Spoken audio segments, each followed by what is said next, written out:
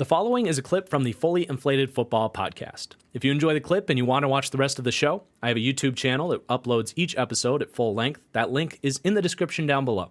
Check it out. You can also search Fully Inflated Football podcast on any of your podcasting platforms. And here's the clip. Okay, next question from Jamin. Rank the new head coaching hires so far into this season. Love this question. I alluded to it earlier in the pod, but we had 10 new head coach hires in the NFL this year. Some definitely much better than others. So if we're starting at the bottom, I think Nathaniel Hackett has to be last. It's just been, like I said earlier, they have no identity on offense. They don't know what they want to run. They don't know what they can run. There's no continuity. It's just been a complete mess, let alone the clock management, the game management issues earlier in the year. That's been a nightmare. Number 9, Josh McDaniels, also been a pretty big failure there. Now, I don't put as much of the blame on McDaniels as others maybe are. I think defensively, they inherited a horrible roster. That's been an issue for them. Derek Carr is just not a quarterback that can elevate a team. I wouldn't say McDaniels is doing a great job, but he hasn't been as bad as Nathaniel Hackett, basically. Then you have, it's funny, I'm defending him. I ranked him 9 out of 10. Then I have Dennis Allen. Some things I think out of his control. I think it is hard when you're a great defensive mind to remain a great defensive mind as a head coach. So that's his defense has taken a step back. The offense has fallen off almost entirely.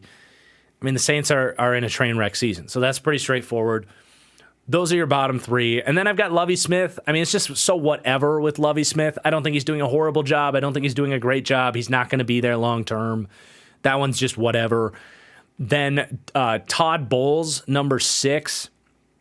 This is more because the other hires have been pretty good. You know, Todd Bowles, I would say, has been more of a disappointment than not. I still really like Todd Bowles. I love his defensive scheme. They've got time to turn this thing around, but it definitely hasn't been smooth with him as head coach. Doug Peterson's number 5. I loved what they did in the first month of the season. That's mostly what this is predicated on. The Jags have been a competent, adequate football team. I don't think they've really progressed as the year has gone on. I don't think they've made the best adjustments. So I'm not swimming in optimism with Doug Peterson, but that hire definitely looks better than I thought it was earlier in the year. Then Matt Eberflus 4th, and these top 4 were all excellent hires, by the way. I would give all of these A's if I were to grade them. Matt Eberflus, I think, at least earlier in the year, showed that he can still be that defensive coach that elevates a lack of an untalented roster, if you will. But that roster is just so bad. I think from a culture perspective, he's doing a great job with Chicago. The buy-in is high. It's just going to be a longer rebuild in Chicago. Then I would go Kevin O'Connell 3. You know, I think he inherited the best situation out of this group. Everything was kind of in place, and the system was already installed. So all he had to do was just take control of the steering wheel. And he's done a great job at that. He's definitely in the Coach of the Year conversation, as are these next 2 guys. A lot of good Coach of the Year candidates this year. But, yeah, Kevin O'Connell's been an excellent hire. Feels like he's going to be a staple of that Vikings organization for a long time. Then I have number 2, Brian Daboll, which it goes to show you how good some of these coaching hires were. I mean, I think Brian Daboll's been a top 5, maybe top 3 coach in the NFL this year. What he's doing with that Giants team is truly remarkable. But I don't know how you go anywhere other than Mike McDaniel.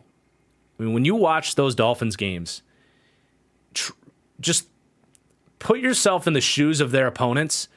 Picture trying to defend the play calling that they're seeing. The amount of misdirection. These wide receivers are running wide over the middle of the field.